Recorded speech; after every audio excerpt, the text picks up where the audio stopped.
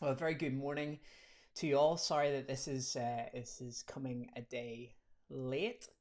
I'd love to say that there's loads of reasons for it, but actually it's just because I wasn't organised this week to get it done yesterday. But it does give me an opportunity to just share with you that the leaders met last night for a leaders meeting to discuss the future of the church, and I think we all just left feeling just really encouraged that God is speaking to us as a church at the moment about drawing close to Him, and we're just really excited about that, and keep praying for us as we sort of work out how to help us, how to give us the tools, how to help us get closer to God, draw closer to Him, know Him more, have a more intimate relationship with Him. But it's really exciting that God is clearly speaking to us. Just a few things really to update you on this week, before we have a little interview with Geoff later on.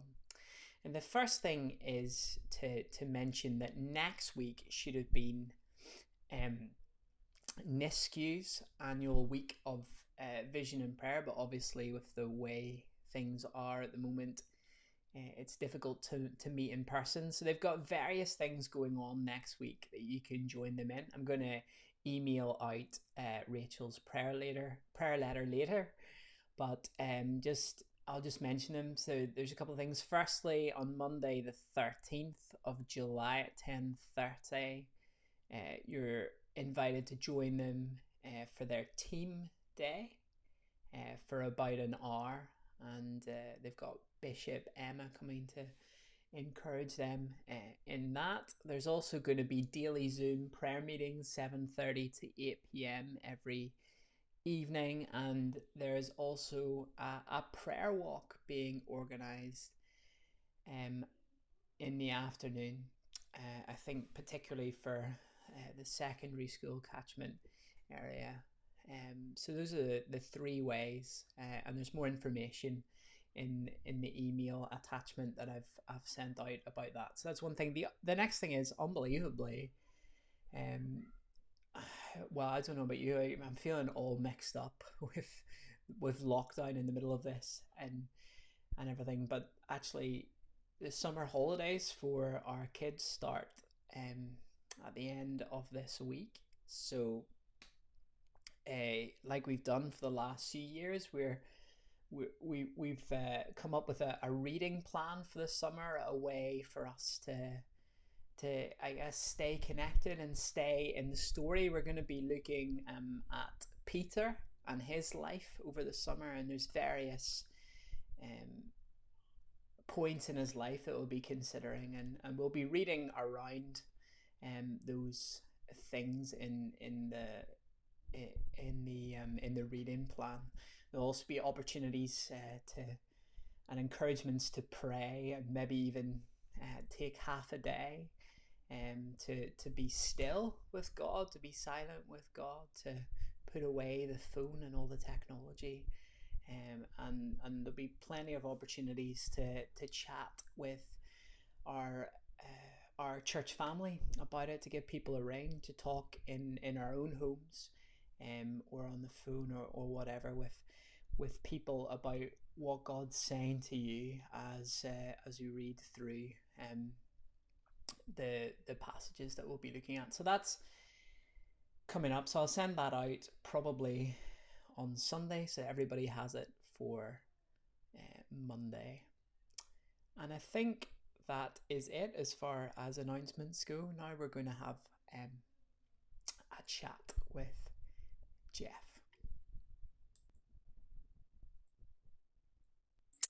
Well, good morning, Geoff. Nice to see you there. Hi, Steve. Yeah, good to see you too. Wish it was in person, but there we are. We're still on Zoom at the moment. That's it. No, hopefully not much longer. No. I think we're all our fill of Zoom and Skype and Teams and whatever else there is that's video. Not that we're not thankful, of course, for being able to see people face to face like this. No, it's been great to keep in touch. Yeah. Yeah, good. So I think everybody else that we've talked to so far in these interviews live on the English side of the border. You're our first Okay. Scottish resident. So and we know things are Yes. a bit different north of the border. Do you want to maybe fill us in on what life's been, what it's looked like for the past? I think Donald said last night at our meeting there was 15 or 16 weeks of this. So Yeah, well, it was about the third week in March, actually, when obviously lockdown kicked in for us. In actual fact, um, in some ways, it didn't have the impact on us that it has had on some people, in the sense that we run the office for Opal from home. So a lot of my daily routine is from home. mm, Um, so in a sense, that didn't change too much. You know where we are here, just on the edge of town, and we've got the reserve and the woods just opposite. So it was the same routine for me: get up, wash and shower, walk the dog, quiet time, and the morning in the office. And that is really as it had always been. It was with the warehouse having to shut that affected us in terms of the routine here. Normally, I will be down there most afternoons, and of course, that hasn't been happening until very recently. mm, yeah, and so even though there's maybe not been that much change to your routine, have you have you found some benefit in this period of lockdown? Have you found some things difficult about it? Well, I think in terms of the pluses, I suppose, particularly having that time available that would have been down the warehouse.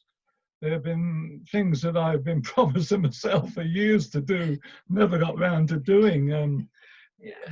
I've kept diaries ever since we moved up to Scotland to join Glow in full-time ministry back in '78. So it's 40 odd years of diaries. And I don't want to make out these are wonderful spiritual journals or anything, but I'd always promised myself I would go through these and sort of lift the highlights and the pluses and the minuses and put them on the computer. And the other thing is we had hundreds of pictures going back 1965 onwards. And another thing I was always going to do was to transfer those over to the computer. I'd wondered whether I would get that done after my hospitalization 3 years ago, but coming out of heart operation, I just didn't have the energy or the mental focus really to do it. So I've managed to do most of that, and so that's been good. And here I'm yabbering away here. I don't know how much time we've got, but just going back over this sort of 40 odd years, it's been great. You're going down memory lane and seeing pictures and people.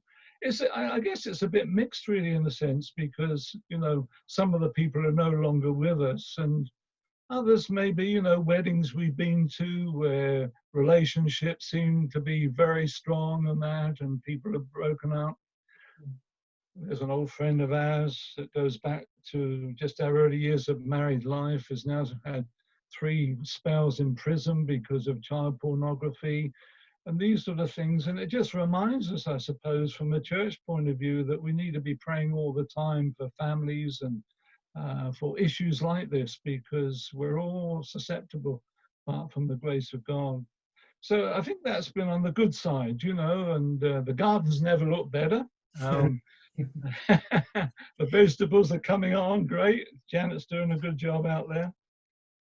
Great. And has there been anything that you find difficult or frustrating? Well, I think from a family point of view, obviously we don't have children of our own, and all our family are down south. And my younger sister, particularly my kid sister, she was a postscript. She came along sort of 9 years after me, and we've always been very close. And she was quite ill with COVID at one stage, and they had a really sort of tough time, and not being able to sort of go down and spend time with them as you would all normally been able to do. So that was a wee bit frustrating. I think too, from a church point of view, there's nothing quite like being in church in person physically, and I'm a sort of gregarious sort of character, as you know, and um, I've really missed that and look forward to that. The other hard thing from an Opal point of view has been we've got a new CEO who joined us at the beginning of May, and sure, and for him, it's been quite a challenge to drop into the hot seat, so to speak, and he's not able to physically visit or see us. So his first 2 months, everything's been by Zoom and trying to get a handle on all that's happening and so on. So that's been a wee bit tough. But I think other than that, we've kept well, and yeah. Yeah, great. Yeah, I can't imagine starting a new job in the middle of this. I mean, it must have been a nightmare for them. Exactly. Um, Exactly. Yeah. yeah, but that's great. Thanks for sharing all of that, Geoff. Just the other thing is, I mean, to be honest, the main purpose of these little interviews is to encourage the church family to pray for you and for the people that we interview. And so we just want to ask you, what can we pray for, particularly for you? I think the big thing at the moment is obviously this is a year of transition for us. We are gradually now handing over to Ian and the warehouse here. We're running that down gradually, and that will be closing and relocating. And I suppose our prayer is really that, we might know the Lord's help through that period of change and that we might keep well. I mean, we're both in our mid-70s now, and certainly I sort of struggle with my hips and this sort of thing. And yes, that the Lord will keep us well physically to cope with what's involved in the change and to help us to sort of hand over well. That's what we want to do. We feel we've done our little bit as God has enabled us, and now's the time for others to run with the baton, and we want to encourage them to do that. So Great. yeah, prayers for that particularly, I think, and yeah. Super. Well, I just encourage everybody who's watching this to pray for these things, for Geoff and for Opal and for Ian as he takes on this role and this responsibility. My greetings to everybody as well who's watching. Yeah. Great. Well, look forward to seeing you in person before too long, God willing. Yeah.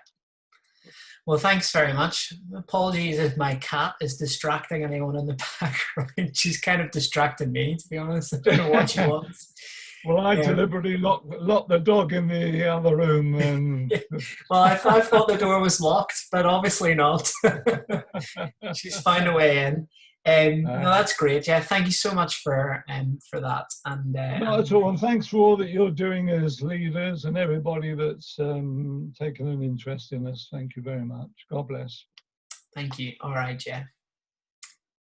See you later. Well, it was great, wasn't it, to hear from Geoff how things are going for him north of the border. That's it for this update, and we'll see you all on Sunday. Take care, everyone. God bless.